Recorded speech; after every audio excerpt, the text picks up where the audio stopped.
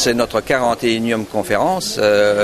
Et donc, elle est consacrée à une interrogation sur les missions que doit remplir le logement social, sur la manière dont il doit les remplir, sur les publics qui sont visés et sur les modalités de financement du logement social.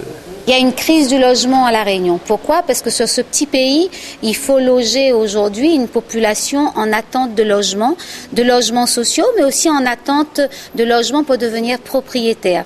Et La Réunion, comment l'a fait l'habitat? Les gens l'ont mis d'abord surtout sur le bord de mer, sur le littoral.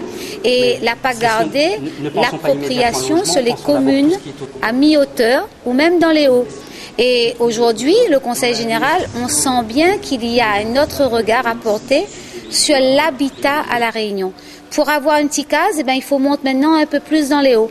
Et pour monter dans les hauts, il faut avoir des aides particulières parce que quand on construit dans les hauts, c'est beaucoup plus cher que quand on construit dans les bas. Et même les bailleurs sociaux, que ce soit la SIDR, la SHLMR ou autres, ils ne veulent pas trop construire dans les hauts parce que ça coûte plus cher.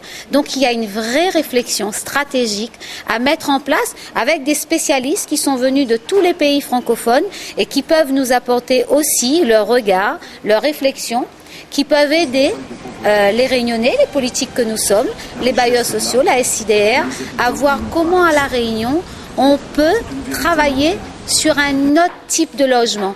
L'habitat, là, c'est pas seulement avoir des mètres carrés pour rester dedans, mettre un lit. C'est au fond comment on veut vivre.